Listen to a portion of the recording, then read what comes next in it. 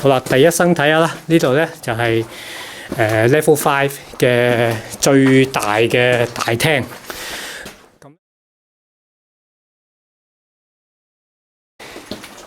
咁比較少人嚟嘅，咁咧就根據翻手頭上其實咧，即係市面上咧就唔係太多資料嘅。咁主要咧就來自香港地質學會咧有一份90年代出嘅報告。咁但係咧其實咧呢份90年代嘅報告咧就源於部分資料咧就源於一份1938年嘅礦業期刊嘅。咁佢期刊入邊咧就有好清楚講咗咧呢個嗰個開採結構同埋歷史嘅。咁響30年代咧同之後咧嗱，因為主要開採係分2個年代嘅，就係響30年代或者叫第二次世界大戰之前，同埋咧之後，咁就分別由幾間公司開採嘅。咁呢幾間公司接手時候咧，佢哋嘅命名方法就唔同。咁響38年嗰份嘅期刊入邊咧，佢就將礦區咧就分為3個 level 嘅，就係0、1同3。咁佢形容咧1係最大嘅。咁呢度咧就係估計應該係1啦。嗱，呢個位咧可以你可以睇一睇啦，好大嘅。咁咧開採嘅時候咧就開整呢啲礦柱。咁去到第二次世界大戰之後咧，咁新嘅公司咧就有新嘅命名方法，就將呢度咧就叫做5咯 ，Level 5。嗱，繼續睇下喎。咁礦柱咧，呢啲礦柱咧，我就問過國內嘅做礦業嘅朋友，咁咧佢就話呢啲礦柱其實咧，佢哋係會一路開採一路開採到真係冇嘅時候咧，咁嗱，咦有直井喎喺度啦，有直井，不過唔好深嘅呢個5米度嘅啫。咁下邊可能塞咗啦。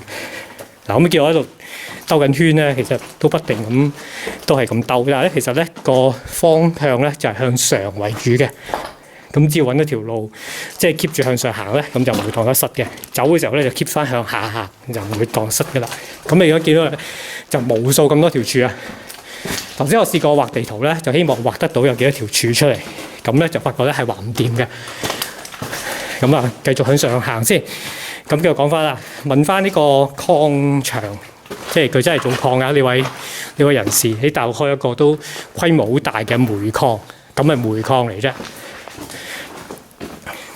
咁佢就話咧，一般呢個煤礦好啊，或者啲所謂嘅佢哋叫石礦啦，咁咧就會到時開採嘅時候咧，會用即係會留一條柱嚟支撐嘅。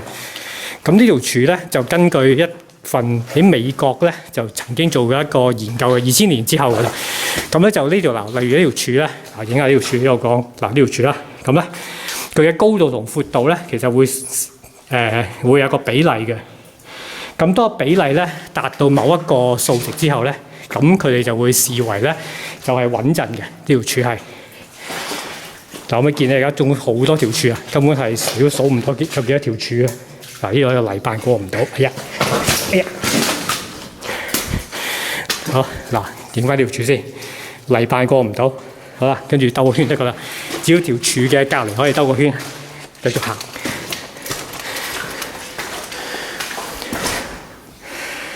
咁佢哋國內嘅做法咧，即係稍為現代啲嘅做法咧，就係咧佢哋開完礦之後咧，留翻條柱，咁條柱再繼續咧叫所謂嘅叫做礦柱回採嘅呢種 technique。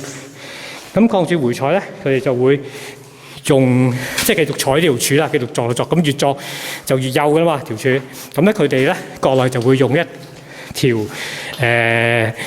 液壓金屬液壓柱去代替嘅。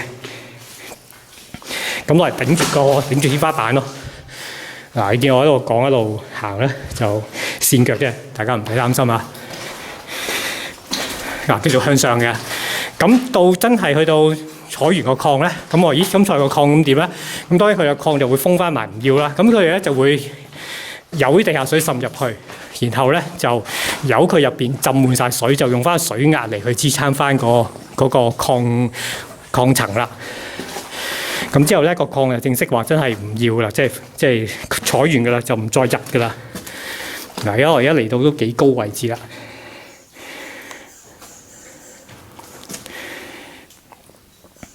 嗱，跟住咧要慢慢行翻落去咯。咁啊嗱呢度咧就有個技巧嘅，你只要向住一個方向，例如靠左或者一路向住靠右咁行咧，就唔會點蕩失嘅。好啦，講到呢度啦。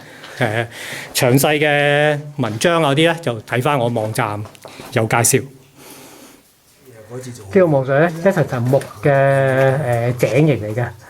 咁咧好啦，下邊咯。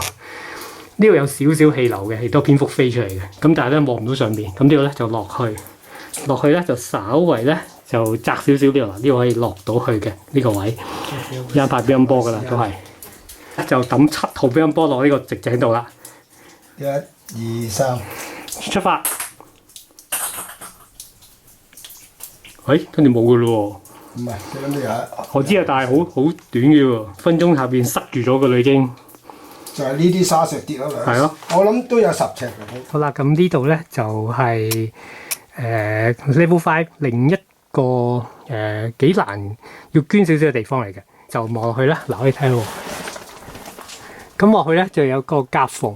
入邊咧個似係平地嘅地方，咁咧我嘅即係右手邊係一個平嘅地方嚟嘅，但係咧左手邊係一個直井，懷疑直井咧睇得唔清楚，咁所以咧就會派乒乓波。今次派6號波，睇6號波落去睇下會去邊啦。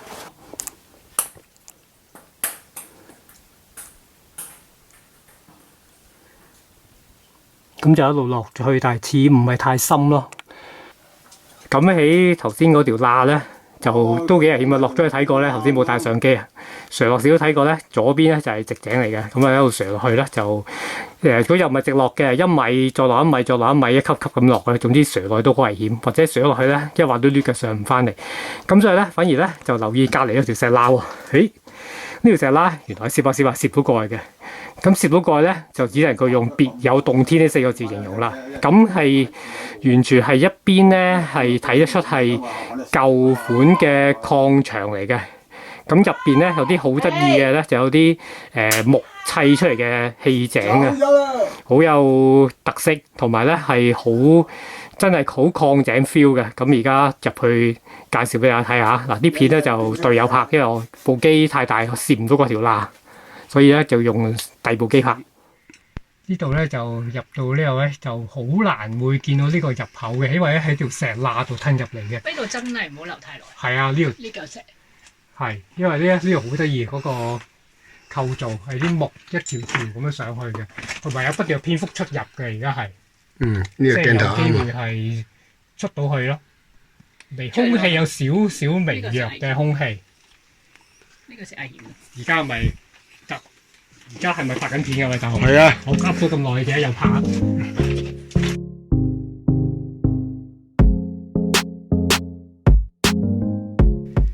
呢個字咧，我熄個頭得佢。嗱呢度咧，要企過呢邊先得。呢個字咧寫住 to S 嘅，唔知 to 唔定 to，呢個字係 S 咯，唔係字有5字咯。to S。咁呢度係一條好上嘅坑道嚟嘅，咁有啲木。做嗰啲好似類似樓梯咁嘅地方，開翻盞燈先。嗱，呢度上去就，因為呢度真係應該冇乜人嚟過，完全冇痕跡，咁啊去噶咯。嗱，睇住呢石硬喎，你唔好咁大咧，大佬，好大力噶啦。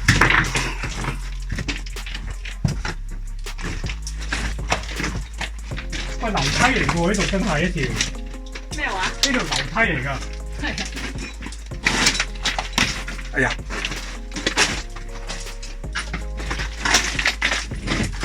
睇住阿 Cherry 呢個識喐嘅好大嚿需要。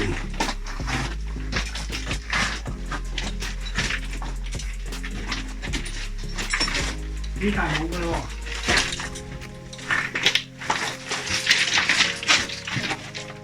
佢都嚟冇啦，係咁多。但係呢度人工砌晒牆咯。呢個咧？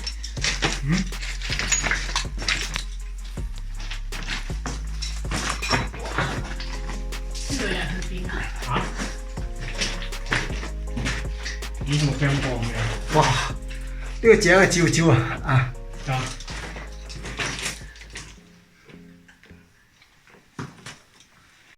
呢度咧就有個類似，喂，都唔係類似，有個直井8米深度啦，我估。咁上面又有蝙蝠出入嘅喎。咁但係熄晒頭燈咧，就睇唔到有光嘅。嗱，蝙蝠有嗰度飛來飛去啦，蝙蝠喺度出入，即係同埋咧有空氣啊！其實都有空氣流動緊啦，而家應該係通到出去嘅。不過就唔知去邊。翻去對翻地圖睇下有冇辦法揾到人。嚟翻路軌呢個位，咁啊路軌今次咧就照明照得清楚啲啦。咁就個形狀咧就好似我而家呢張圖俾你睇嘅一樣。咁係一條叫槽軌嘅嚟嘅，即係表示咧佢唔一定唔係香港火車用嘅軌咯。咁就似乎係電車咧用嘅係成數好高啊，因為咧電車用嘅軌係呢種形狀嘅。但係咧，係唔係香港電車用嘅軌咧，就唔肯定。咁有 size 㗎啦，咁啊再翻去查下啲文獻啦。咁但係咧就可以即係而家呢度可以肯定就係唔係所謂咩九廣鐵路啊、沙頭角線啊嗰類，因為火車唔係用呢種形狀嘅軌嘅。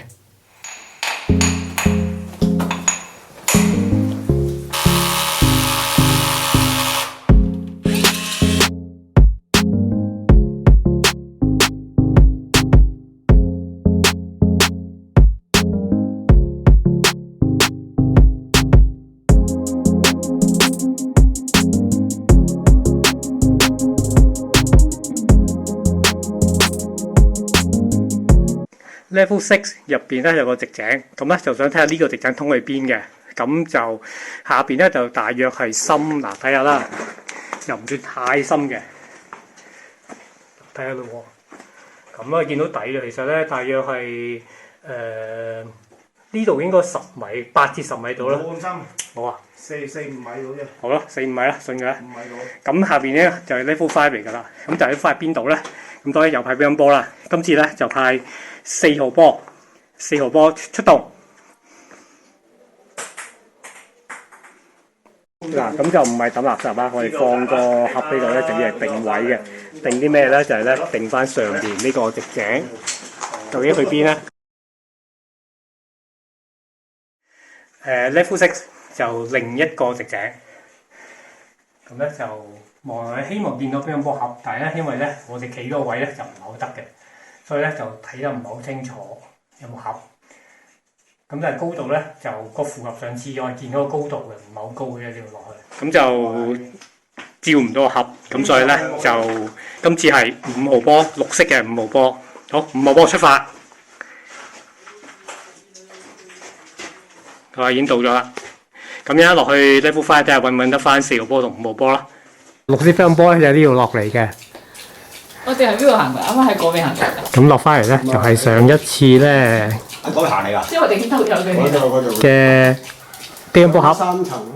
咁啊喺頭先嘅6號咪綠色乒乓波隔離咧，咁咧就有另一個直井咧，就係我哋嘅4號波啦。4號波見到你啦。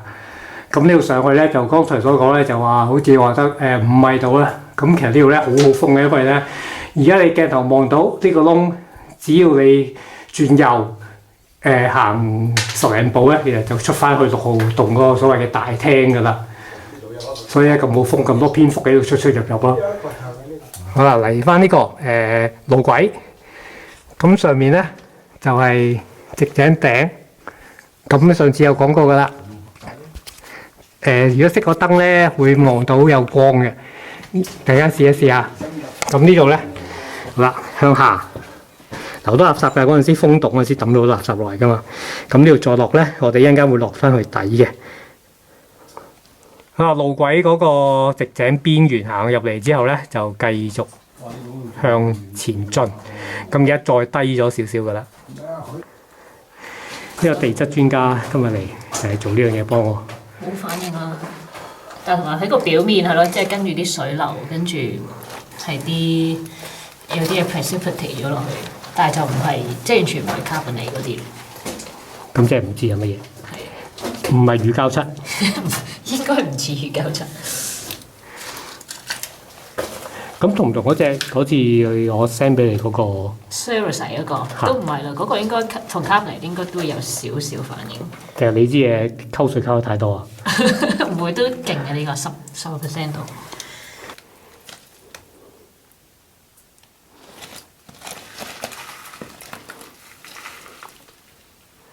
但後邊冇噶咯喎，你背脊。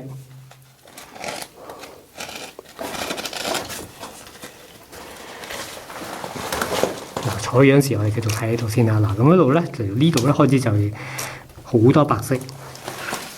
咁咧，如果你摸下咧，係一塊薄片咁嘅咯。嗱，一塊塊嘅喎，佢唔係好似唔似溶起水嘅喎。